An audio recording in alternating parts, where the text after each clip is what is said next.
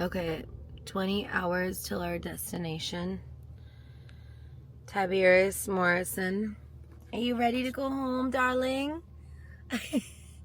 You look so cute with your little lamb toy. You like him?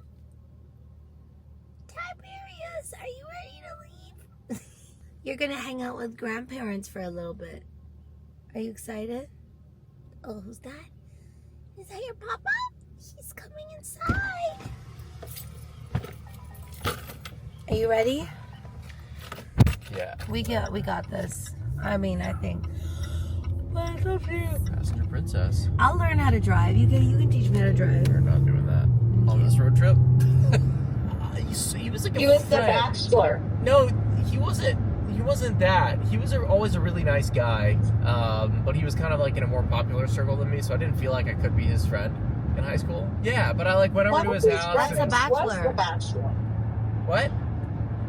He was the bachelor. What are you talking about? Oh, like on TV? I thought so. I don't think so. Do I have him mixed up with someone? I don't think that anyone from Westlake High School was on The Bachelor. I feel like I would have heard about that. So tomorrow I'm supposed to take Natasha with me to go to his like wellness clinic. That's at 3, so I want to be in Austin by that time, so we can at least go to that. Honestly, that's the only thing I want to do, which is like that's the impetus for me to get to Austin by tomorrow. Okay, Chad Gupta, give us more. Now let's get real deep. Let's ask questions that really make it like, whoa, is this one gonna love me forever? Why'd you name him Mr. Gupta? Because Chad Gupta. But you do realize you copied me. I said from the beginning, when he first came out, I said, his name is Gurpreet. Yeah, I know. But And then you changed it. I did change it. But then you also made it sound like it was your idea. Anyway, That's true. You did come with I Gurpreet. did. It's okay. Who's taking credit here for this? It's just Gupta is easier to roll off the tongue. Yeah, why is he Gurpreet? not, speaking of Gupta talk, Absolutely, Natasha. Let's dive deeper into thought-provoking questions that can foster meaningful conversations and strengthen your connection. how did your parents' relationship influence your expectations in a partnership? So my parents are divorced. I wouldn't answer this question now the way that I would have thought I would have answered it. My parents' relationship, it taught me that you shouldn't have to settle, right? And I'm actually very proud of them for doing what they did and getting a divorce. Yeah, sure, it took them 12 years, but they had a daughter. It was hard. So I'm actually really freaking proud of them, because the fact that they got a divorce taught me that I shouldn't have to expect to settle, right? And like they were not happy in their relationship, so they made a better decision for their life, and I really respect that. So it taught me to not settle. At the end of the day, they made the decision that's probably the hardest to do, and I respect them so much for it. And because of them, I got the courage to do that. Otherwise, I may not have found you and not have been as powerful as I am to have the balls and the courage to take the risk and get a divorce myself. So, yeah, it's something I'm proud of. Okay, with my parents, both of them work really hard. They've been married since 1987, so it's They're so cute. almost 4 years, which is pretty amazing. And they're still flirty with each other. Yeah, exactly. It's really cute. My dad was and is always a doctor, going in and working like, crazy hours, being on call, weekends, nights, all of that. And my mom, she was like quote unquote at home until I was about 8, and I saw like she did all of this stuff to keep the house. Especially as a boy child, you idolize your father, and see them working, but you never really understand until you're older, like, oh my god, how much actual work it is to keep the house and do that. But then the other thing is, she went to architecture school, and she just worked insanely hard doing that and became an architect. But she would still like make our lunches in the morning and come to our school stuff, and my dad would do that kind of stuff too. They have a great relationship, but I know they definitely want to always spend more time with each other, which for me, actually, the best thing about being able to like go with you everywhere, where either I'm having meetings or you're having master classes or whatever, is the fact that we actually get to do that together and we get to work together. Yeah. And I think because imagine if we were working as hard as we do, but like not doing any of it together at all. Are you ready? Show me. What are you doing? Me? What time is it? Oh, my watch is dead, but it's 5:19 a.m. Okay. Go. I am doing my something amazing is about to happen. Yes, we're both gonna start writing in our journal. Well, I've already been doing it for, oops. I think I'm on day, You've done a lot. yeah, but I've been very consistent. So I started on the 19th. Yeah, I started on the 19th, okay? And that was a big portal day. So today's affirmation is, you are the universe expressing itself as a human for a while.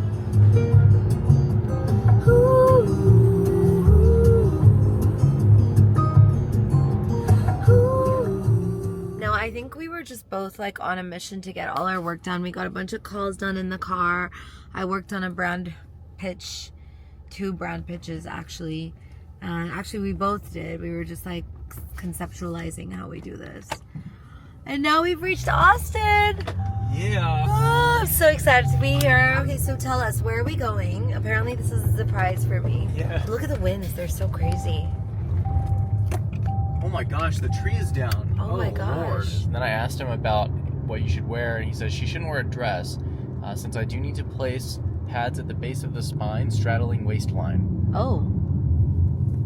Okay. So let's see what we're doing. I'm not wearing contacts right now because will I wear my glasses? You can wear whatever you want. Can I wear these glasses in the session? Will he think I'm crazy? You might. Well, I'll just tell him this is my prescription glasses. I didn't know where I was going. It's okay, don't worry. I'll tell him that. We tell him? You look very cute. Oh, You yeah. think? A little blush couldn't hurt nobody. You know what I'm saying? Well, you know exactly how to do it. You just kiss yourself. Exactly. Oh, we have 15 minutes. Let's listen to music. Let's have a good jamming time. Let's have some healing moments with each Yeah, other. God, I'm so glad to be in Austin. Yeah? Yeah, this is feeling Okay. home. Tell me. Yeah, you must. It's like when I go to Manila, Hong Kong, Dubai. Yeah. Those 3 places. So, welcome to Beam Hyperbarics, where we give you peace on demand. We're utilizing physics as medicine and as ultimate human empowerment through driving performance and helping you achieve the most fulfilling life imaginable. So we do that by helping you empower and unlocking what's already within you that you've been seeking to unlock and just haven't quite found it yet. And we help you optimize your biology to achieve that, as well as your nervous system. So today, y'all are going to be experiencing peace on demand. Yeah, it's kind of like the perfect thing after y'all's long drive. I know. Dust storms and I stress know. and everything you guys been going through today. Welcome into Peace on Demand. It's going to be your sea of tranquility, your space for peace. It starts with a zero gravity chair that is vibroacoustic, and that is the foundation of this ecosystem that drives a deep state of peace and initiates a parasympathetic response in your nervous system. Cool. We'll also be attaching a couple electrodes to the top of the neck and base of the spine. Hand will go in the avicin, which will warm all the blood in your body via the palm of your hand, lower blood pressure, lower heart rate, and you'll be sailing away for about 45 minutes. That sounds You'll come out of amazing. it feeling rejuvenated and clear. The chair has sound and is incredibly comfortable. How do you feel? Oh, she's got headphones on. She is Perfect. She is in. hear you. She's knocked out. choosing not to hear you. Oh, you just experienced Peace on Demand. How was that? I mean, it was peaceful. Yeah. Is that like a good show? Yes. We don't have to know each other since, I don't know, we were Yeah, like this is cool. 8th grade, 9th grade. You met in the 8th grade? Yeah. I moved here when I was 15. Okay. We were in the same grade. Yeah. So sophomore year. Yeah, sophomore year of high school. Okay. You know, same difference. From the time I was born, you know, I suffered a severely traumatic birth, which left me with a lot of neurodivergence issues and a lot of complicated health issues that went unrecognized most of my life. Wow. That led to the development of a severe autoimmune disease when I was in my late 20s. No way. Yeah, severe. And so there was no like official diagnosis or name for it because it was so interesting in its presentation, but they were saying this looks like Alzheimer's. Certain inputs due to the state of my body were causing an autoimmune reaction in my brain, markedly corn. So corn, No. yeah, there's a molecule in corn called the aquaporin. Okay. So aquaporin is a molecule that's shaped like a trumpet that helps water cross the cell membrane. Okay. There's aquaporins in every plant, right? This is a critical structural molecule. However, that aquaporin molecule in corn looks just like a structure in the brain that drives cognition and executive function and a variety of brain processes. And so this corn molecule was leaking into my bloodstream via a leaky gut, and then passing a blood-brain barrier due to a blood-brain barrier breach, due to head injuries and other things. Once that got into my brain, the brain was attacking the corn molecule and itself. Oh my so gosh. the immune system was attacking my brain. Complete brain inflammation, healing my brain post this autoimmune disease. I was here, I got down to here from the autoimmune disease, but then post healing, my performance was here. Wow. I went on to do 20 million in revenue by myself as a solopreneur during the pandemic, selling millions of boxes of gloves, millions of COVID test kits. Oh my gosh, yes. Yeah, so I was one of the guys that actually succeeded in. I love that. Dude, that's insane. So I had the capacity to establish trust, and I had the commitment and drive to find the supply, and I built trust with the suppliers. Nice. And then I put all the money I had on the line to like reserve lots and Smart. non-refundable deposits to then sell goods, and I put them myself onto trucks and sent trucks that I was to get into the East Coast, and just kept stacking my capital, and then was able to just buy inventory outright and then sell to government contractors. But my brain could have never done any of that. Fast forward to now, my entire life has changed due to the assistance of these tools, primarily hyperbarics.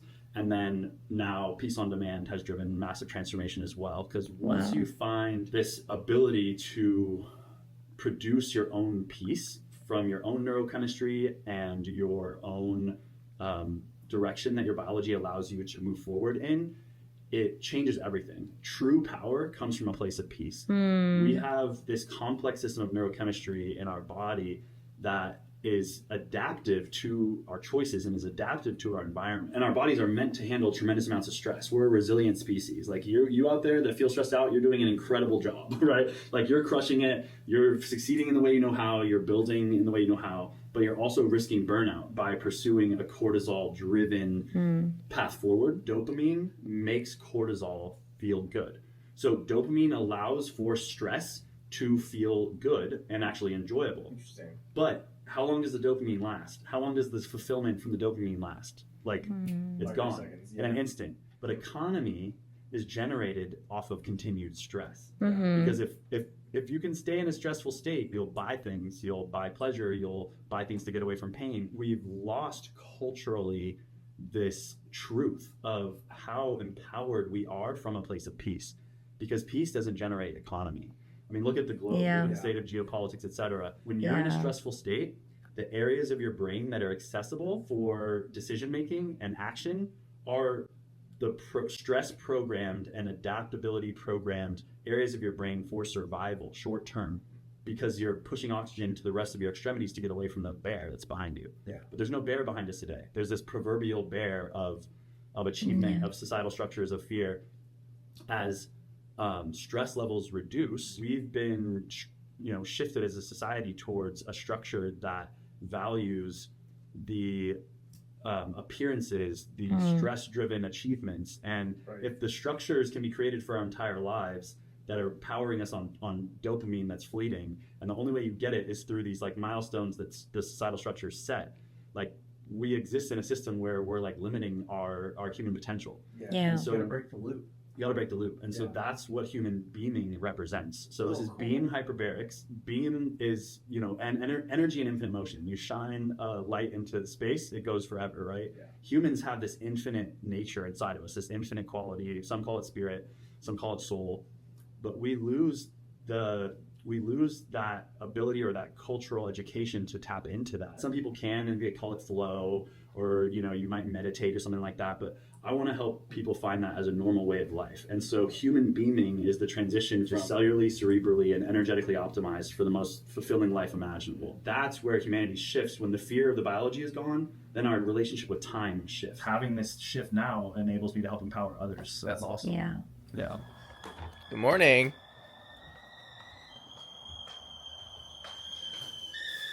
She's screaming. Who? Meanwhile, I have my cafe. Okay, here's Daddy. whole point of manifestation is it's supposed to change what's in your subconscious and like reprogram your mind. When you do it, you just do it, and you don't question how or doubt things. That's what I told Shivani this morning. Good. We're trying to be in a different state of mind, okay? It's really hard to actually manifest when you think about it, because like when you have all these things going on in your life and things are so hectic and you think about, but how am I going to solve this problem? Yeah. When that happens, everything else gets blocked, right? And then you start thinking negatively from the inside. Like, you can't control it. It happens to all of us, including me, especially me. And the reason why I find this to be really helpful is because, like last night, I had a nightmare, and out of the blue, but I know where it came from. It came from my trust issues that I have in general. And it was like programmed into my mind to wake up upset now. So then when I woke up, I was like, I need to do this to get this, like, shake this weird feeling off. Because it was a trust thing. So yeah, just an example of how this could possibly help. Okay, so we're going to do this thing that we came up with while we were on our road trip first, and then we're going to do this one, okay? Center yourself, say a command, and your command can be different if you want it to be. But the first part is just to center yourself for 2 minutes and sit quietly and close your eyes and breathe deeply. Correct.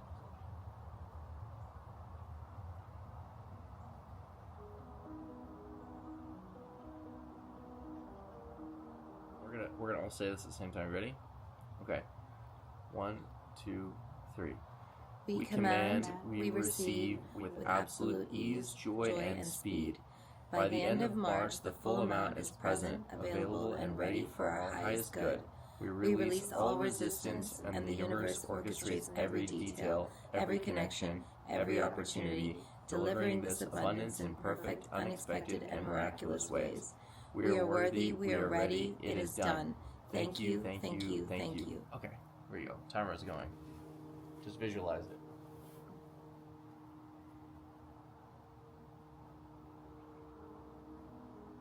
Okay, cool. All right. Now we're going to do our manifesting. Yeah, and then this is Okay. the part where you guys can write. You have to write now. So I am so happy and grateful now that you can write 3 things or whatever.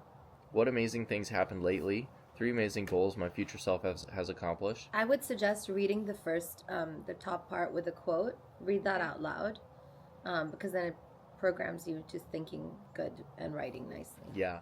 When you say the 3 amazing goals my future self has accomplished, you say like, I have done X, Y, Z, instead of like, I will do. Same with I am affirmations, like I am powerful. I am successful, I am nice, whatever your affirmations about yourself are. And then 3 amazing things about to happen are also like what has happened.